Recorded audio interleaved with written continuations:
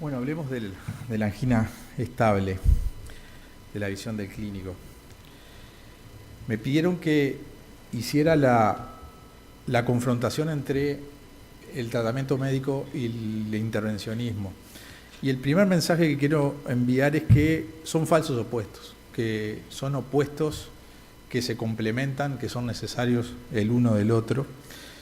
A lo largo de la charla voy a hablar de la diversidad clínica de la angina estable, de la enfermedad coronaria estable, de los niveles de riesgo, del tratamiento médico y del intervencionismo. Ya desde hace más de 2000 años antes de Cristo, ahí está escrito en algunos papiros que si encontramos a un hombre con un dolor al lado del corazón, la muerte está cerca.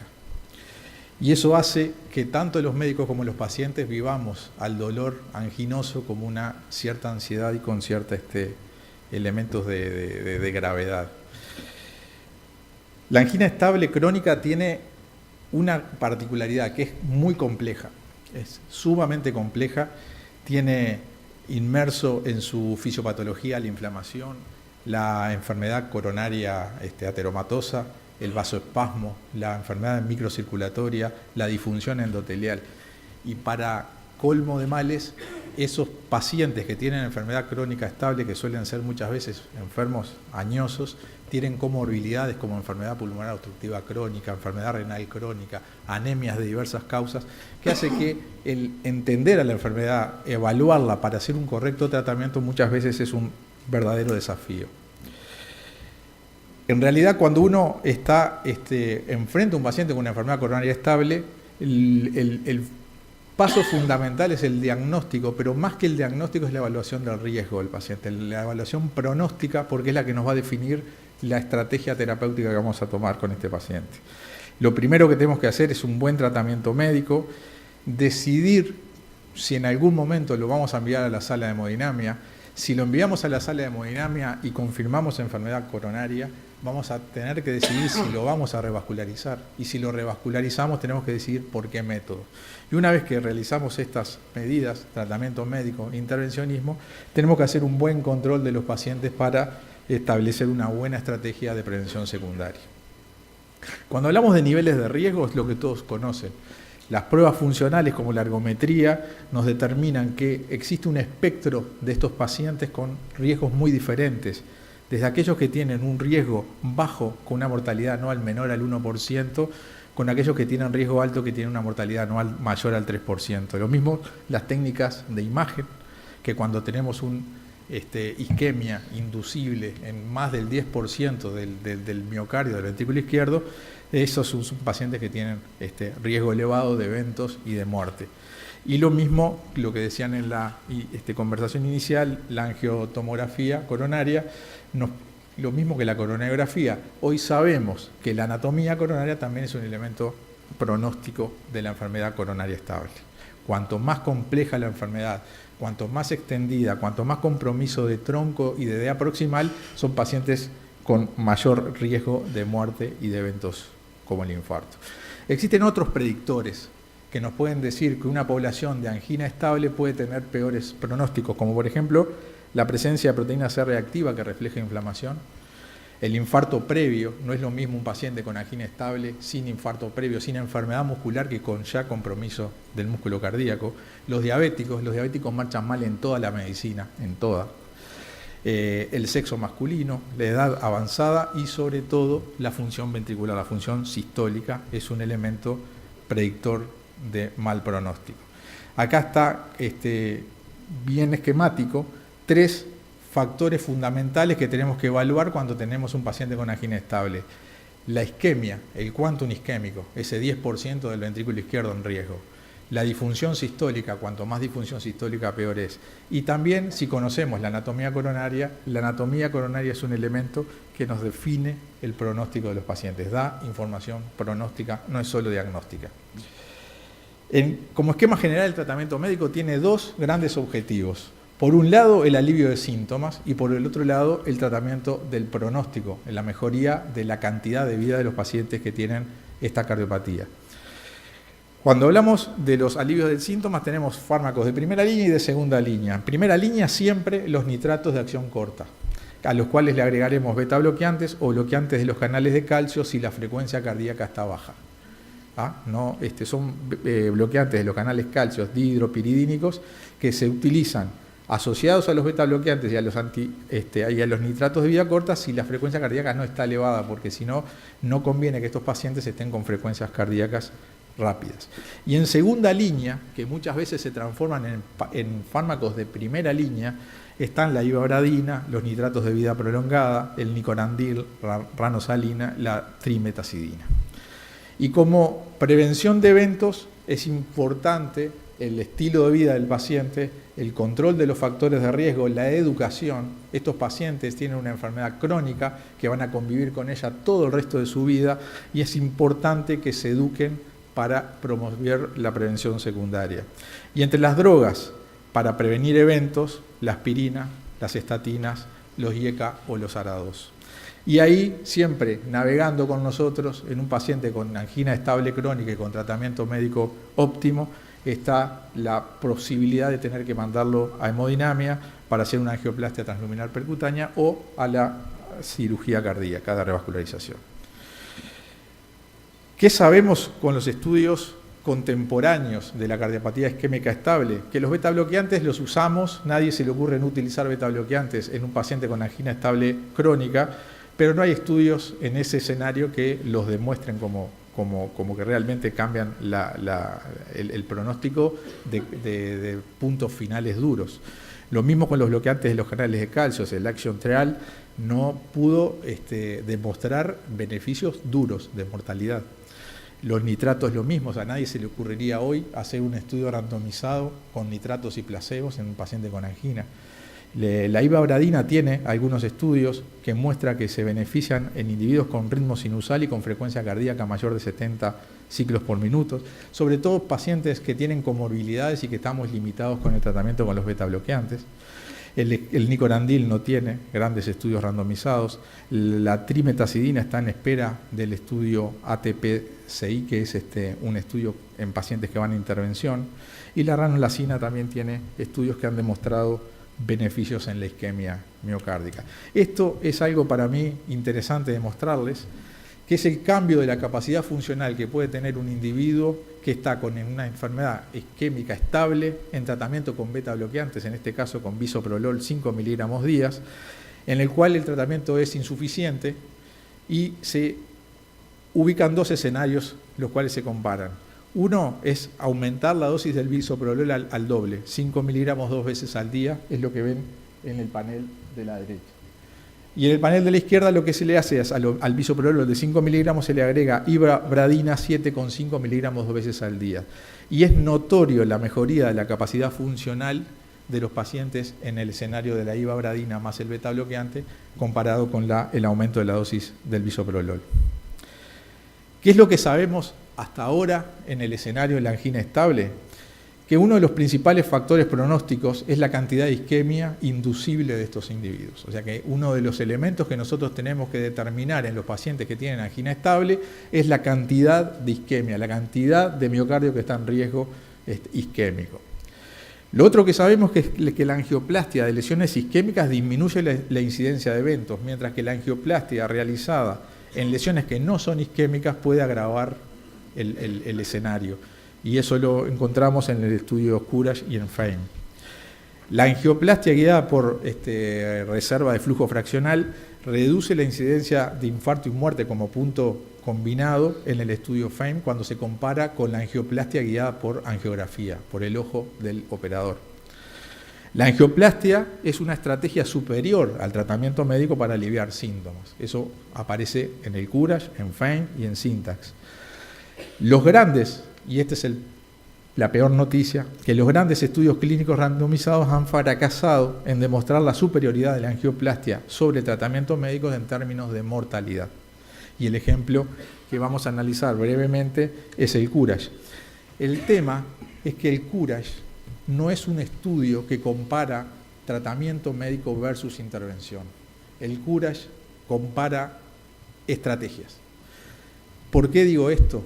Porque el estudio, que tenía dos ramas, una de tratamiento médico óptimo y otro tratamiento médico óptimo más intervención percutánea, no mostró diferencias en el punto final combinado.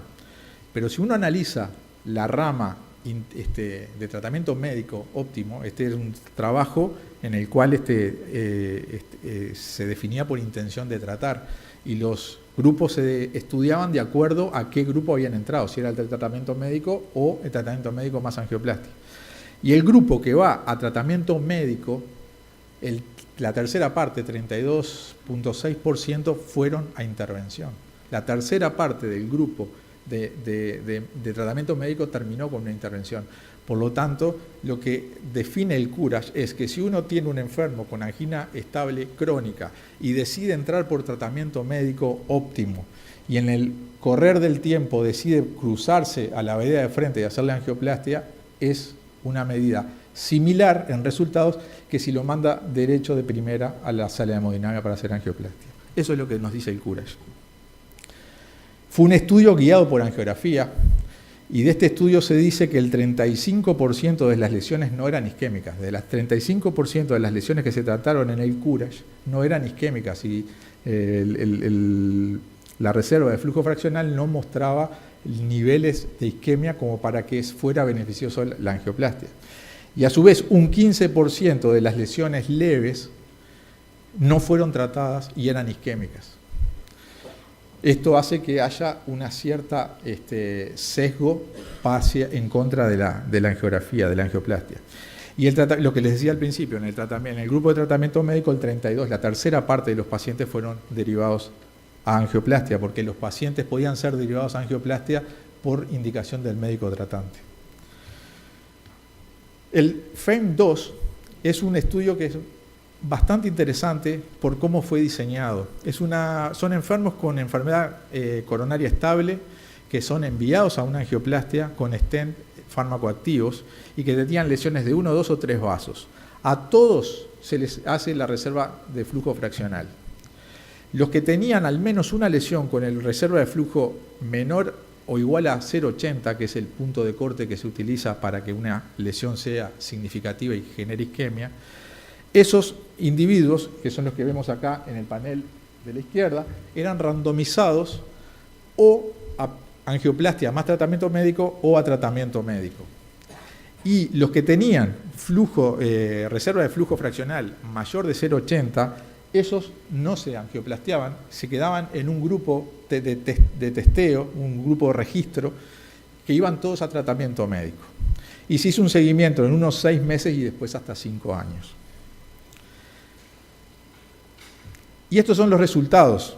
En el punto final combinado de muerte, infarto y revascularización miocárdica urgente, fue favorable al tratamiento intervencionista. Esta es la sobrevida con eventos.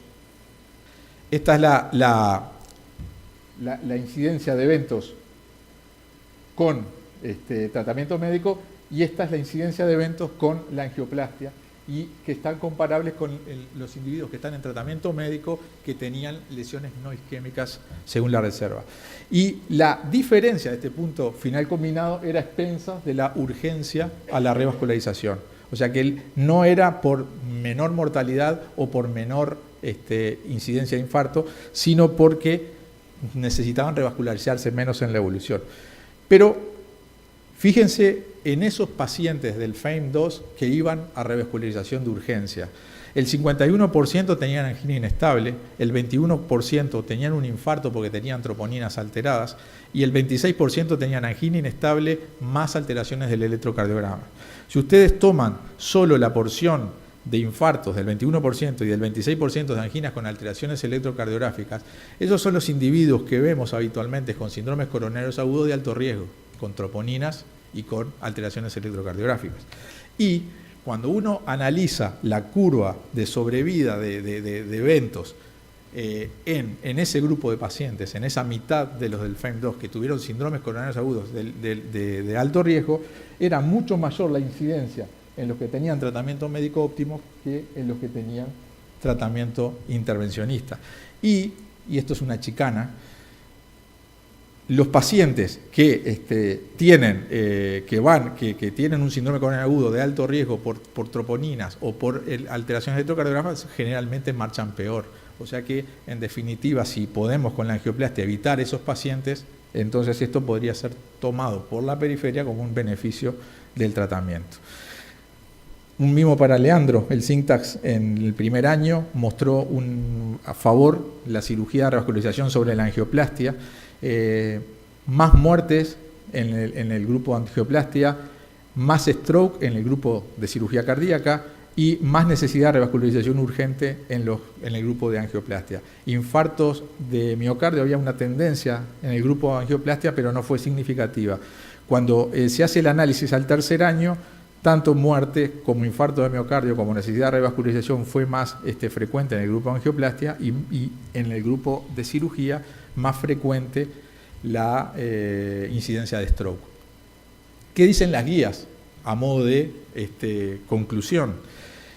Las guías nos dicen que recomiendan el estudio, el categorizar las lesiones con reserva de flujo fraccional para identificar lesiones coronarias hemodinámicamente relevantes cuando no existe evidencia de isquemia. Si existe evidencia de isquemia de más de un 10% del miocardio, no tiene sentido, y tenemos una lesión coronaria que sirve esa zona, no tiene sentido de repente cuantificar la lesión.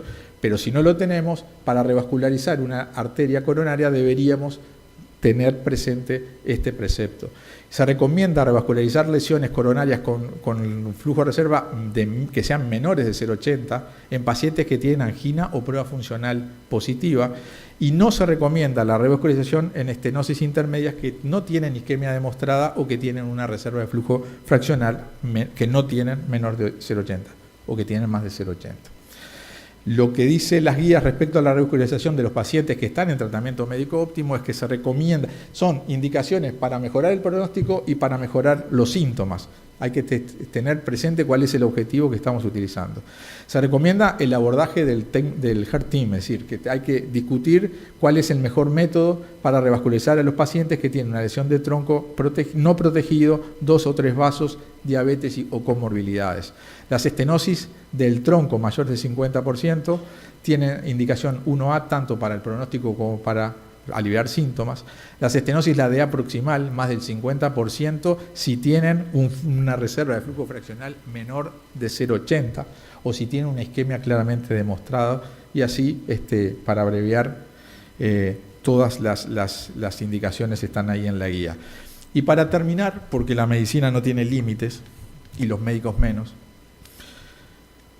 esto se está presentando ahora, este año, Ritker empieza a analizar otro aspecto de la enfermedad vascular que ya lo estábamos viendo desde hace tiempo, que es la inflamación. Observen acá en el panel de la derecha, individuos que tienen enfermedad vascular conocida, enfermedad coronaria conocida, que tienen un LDL de 150 miligramos por decilitro y que tienen una proteína C reactiva de alta sensibilidad de 4,5 miligramos por decilitro. Estos individuos todos van a tratamiento con estatinas de alta intensidad. Recuerden que el tratamiento con estatinas de alta intensidad significa que el objetivo es bajar un 50% el valor basal del LDL. Y contiene con esta estrategia 2 respuestas. Una, que es la de la derecha. Perdón, primero con la de la izquierda. No logra el objetivo deseado. El LDL a la izquierda está en 110 y la proteína C reactiva bajó a 1,8, está normal. Estos pacientes tienen un riesgo residual por colesterol, un riesgo residual por la dislipemia, y la estrategia es seguir bajando el LDL hasta los valores que estamos deseando como objetivo de prevención secundaria. En cambio, en la derecha, ustedes tienen individuos en que pudieron lograr el LDL objetivo, en ese ejemplo está a 45 miligramos por decilitro, pero la proteína C reactiva está elevada, 3,8. Estos pacientes tienen lo que se llama un riesgo inflamatorio residual. Y para esto surge un estudio, el CANTOS, que es con un inhibidor monoclonal, con un inhibidor monoclonal de las interleuquinas beta 1, que lo que hace es no modifica el colesterol. Todas las fracciones del colesterol con la dosis del canakinumab no se modifican, pero sí desciende la proteína C reactiva.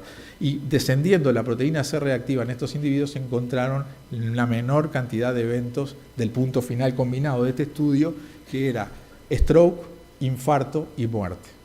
Muchas gracias.